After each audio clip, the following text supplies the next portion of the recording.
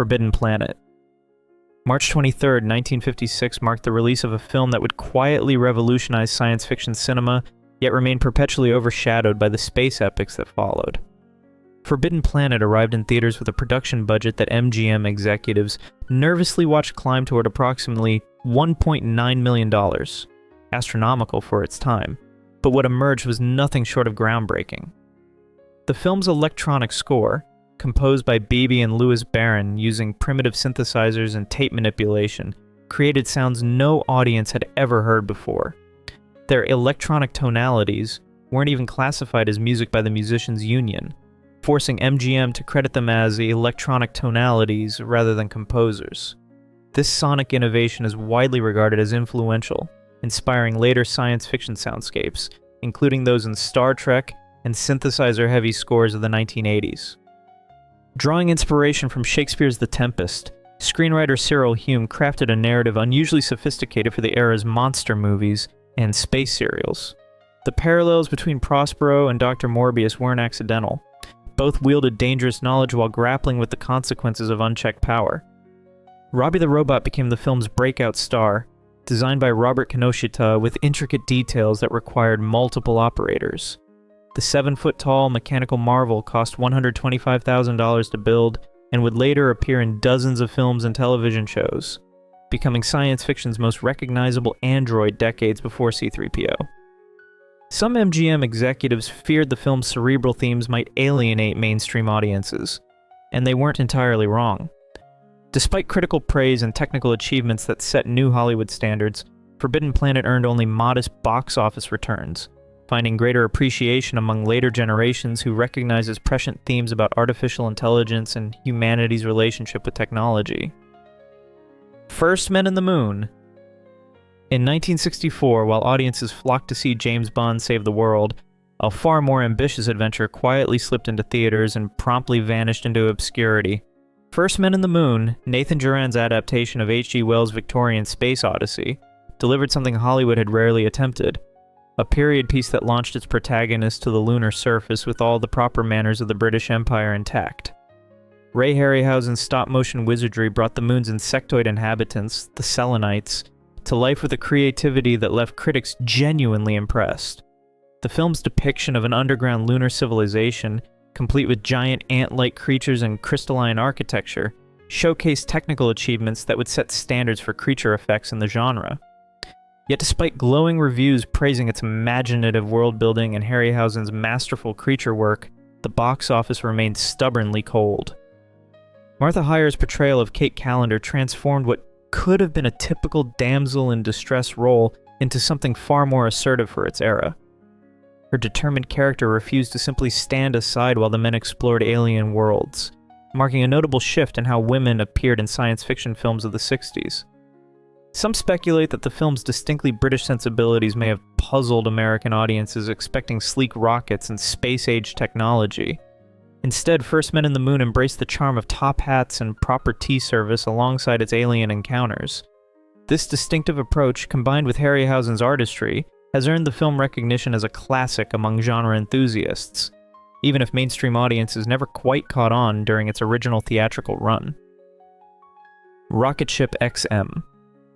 While Hollywood studios were pouring millions into flashy space spectacles, a scrappy little film called Rocket Ship XM quietly made history on May 26, 1950. Director Kurt Newman had pulled off something remarkable, creating the first American movie to actually show humans landing on Mars, and he did it on pocket change. The timing wasn't accidental. Newman knew George Pal's big-budget destination moon was coming, so he raced his own Mars mission into theaters first. Where Pal had elaborate sets and cutting-edge effects, Newman got creative with stock footage and minimalist production design. The result? A film that felt grittier, more grounded than the Buck Rogers serials audiences expected. But Rocket Ship XM packed a punch that went beyond its modest budget. When the crew discovers Mars, they find a dead civilization, wiped out by nuclear war. In 1950, with the Cold War intensifying and atomic anxiety gripping America, this wasn't just science fiction, it was a cautionary tale. Critics had mixed reactions. While some praised the film's serious tone and haunting anti-nuclear message, others noted its technical shortcomings. Yet within months, Destination Moon's polished production had eclipsed Newman's raw vision. Ironically, Rocket Ship XM's cost-saving techniques would influence later independent sci-fi productions. Its blend of stark realism and social commentary anticipated themes that would become central to the genre. Some argue that the film's rushed production schedule actually enhanced its documentary-like feel, a fortunate accident that made the Mars sequences feel more authentic than studio-polished fare. The Angry Red Planet. Released on November 23, 1959, The Angry Red Planet unleashed something unusual on unsuspecting moviegoers. A Martian fever dream that would haunt an entire generation. Director Ib Melchior faced a familiar Hollywood dilemma, practically no budget, and an ambitious vision of bringing Mars to life like never before. His solution? The revolutionary cinemagic process. A red-tinted technique that bathed the entire Martian landscape in an otherworldly crimson glow. The film's crown jewel, or nightmare fuel depending on perspective, was the bat rat spider crab, a creature so bizarre it defied classification. Constructed from practical effects and sheer imagination, this Martian monstrosity became an instant cult icon. Melchior's team cobbled together miniatures and inventive camera tricks, proving that creativity could triumph over financial limitations. Critics weren't entirely convinced. The film earned mixed reviews and modest box office returns, with some dismissing it as B-movie fluff. But something deeper was happening in darkened theaters across America. Young viewers sat transfixed by the surreal visuals and genre-blending approach that married horror with science fiction, a combination that contributed to the evolving mix of these genres, which would become even more prominent in later decades. Some genre historians suggest the film's unique aesthetic may have influenced later filmmakers, who grew up watching those eerie, red-tinted Martian landscapes. The movie's blend of practical ingenuity and atmospheric dread stands as an early example of the genre hybrid approach. Today, classic sci-fi enthusiasts recognize The Angry Red Planet as a pioneering work that deserved far more recognition than it received during its initial theatrical run. Queen of Outer Space. When Queen of Outer Space crash-landed into theaters on September 1st, 1958, critics dismissed it faster than a rocket burning through Earth's atmosphere. This Allied artist production, starring the glamorous Zsa Zsa Gabor, seemed destined for the bargain bin of B-movie history.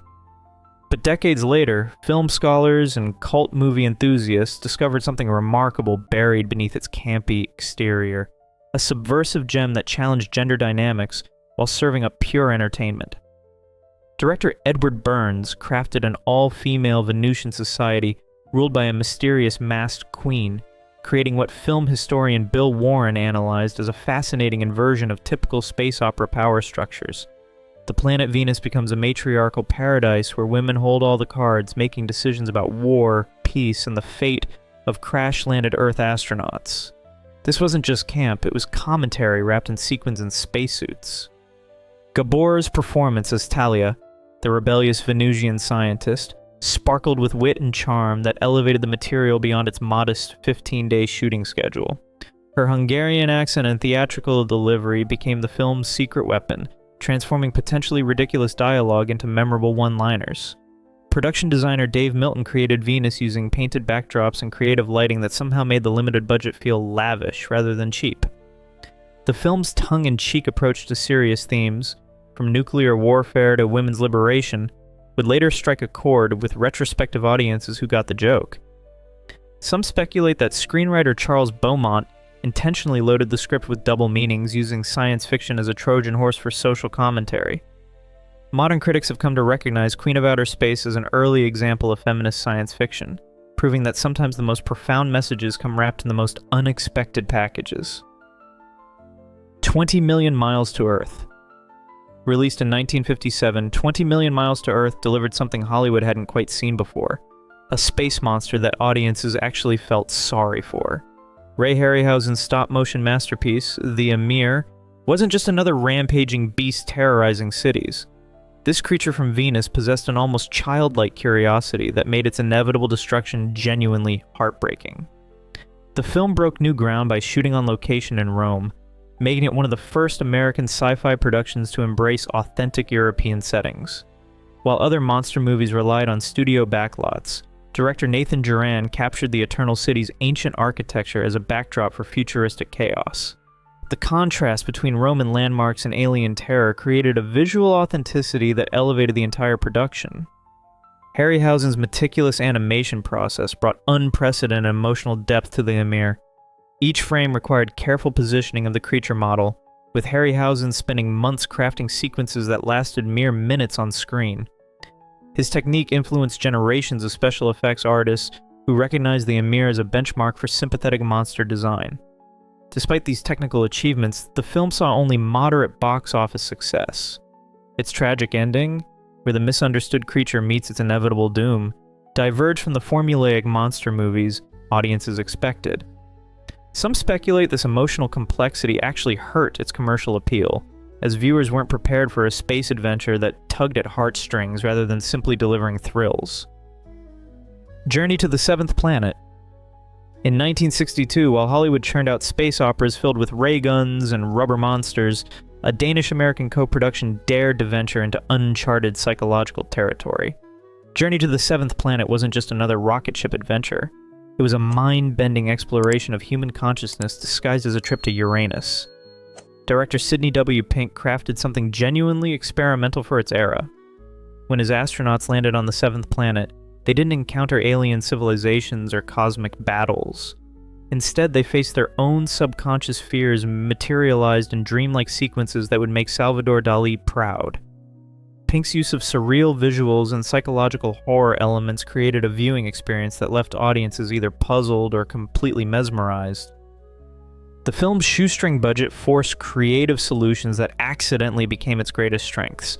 Miniatures, matte paintings, and inventive camera work transformed limited resources into otherworldly landscapes. These techniques, born from necessity, gave the movie a unique aesthetic that distinguished it from its big-budget contemporaries. Contemporary reviews often found Journey to the Seventh Planet confusing and unconventional. The film's non-linear narrative and abstract symbolism didn't align with conventional space adventure expectations. However, this early dismissal overlooked something significant. Pink had explored psychological science fiction themes years before Stanley Kubrick's 2001 A Space Odyssey brought similar concepts to mainstream acclaim in 1968. The Man from the First Century.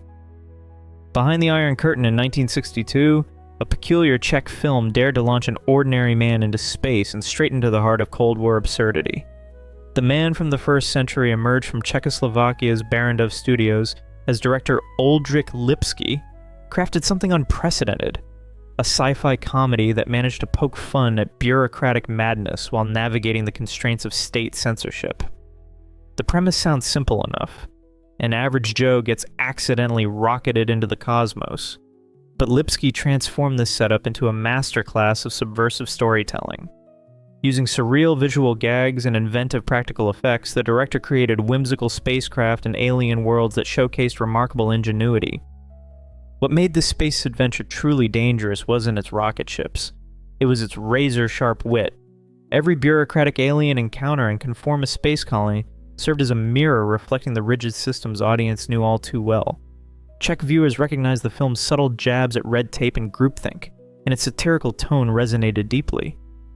Rumor has it that the film's popularity spread through underground networks of cinema enthusiasts who appreciated its coded commentary. Yet this satirical gem remained trapped behind the Iron Curtain, virtually invisible to Western audiences for decades. Only when international film festivals rediscovered Lipsky's work did critics finally recognize what Eastern European audiences had known all along. This was space cinema's best-kept secret. The Mouse on the Moon. While America and the Soviet Union battled for cosmic supremacy in 1963, a tiny fictional nation called the Duchy of Grand Fenwick accidentally beat them both to the moon. The Mouse on the Moon, directed by Richard Lester, turned Cold War tensions into comedy gold, following this microscopic European duchy as it stumbled into space exploration through sheer bureaucratic absurdity. Lester, who would soon gain greater fame with the Beatles' A Hard Day's Night, crafted a satirical gem that lampooned the era's obsession with technological one-upmanship. The film's script transformed serious space race drama into farce, with Grand Fenwick's bumbling officials launching their rocket using a homemade fuel mixture that somehow outperformed NASA's finest engineering. Margaret Rutherford commanded the screen as the Duchess, delivering her lines with a perfect blend of aristocratic poise and comedic flair that made the absurd premise feel oddly plausible. Her performance grounded the film's chaos, turning what could have been slapstick into sharp political commentary. British critics praised the film's clever jabs at international politics and scientific ambition, recognizing its relevance during the height of Cold War paranoia. The film struggled at the American box office, possibly because its satire hit too close to home, while NASA was still scrambling to catch up with Soviet achievements.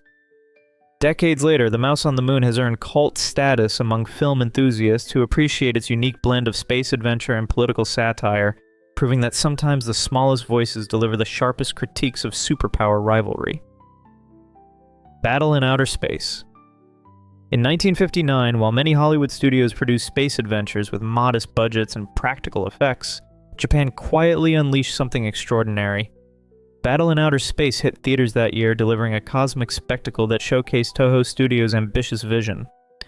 Fresh off their Godzilla success from 1954, the studio decided to aim for the stars. Literally. Director Ishiro Honda crafted something bold: Earth's nations working together against alien invaders from the planet Natal. The film's multinational cast wasn't just for show. Many interpret this as reflecting post-war Japan's growing internationalism. While American films of the era often emphasized lone heroes, Honda envisioned humanity as a united front against cosmic threats. Behind the scenes, Eiji Tsuburaya built intricate miniature spaceships and cities, then destroyed them with pyrotechnic precision. These weren't just visual tricks, they were pioneering techniques that influenced Japanese science fiction and helped shape anime aesthetics in the decades that followed. The space battles felt intense and tangible, achieved entirely through practical ingenuity. American distributors reportedly struggled to market the film's message of global unity during Cold War tensions. Despite international release, Battle in Outer Space received limited promotion in the West and was often lumped in with other imported genre films, missing its deeper themes. Today, film historians recognize what audiences once overlooked: a visionary space adventure that imagined survival through cooperation. Honda's cosmic vision deserved far more recognition than it received. If you've enjoyed this video, please leave a like and comment. Also, consider subscribing and hitting the notification bell to get notified of our new videos each week. Thanks for watching.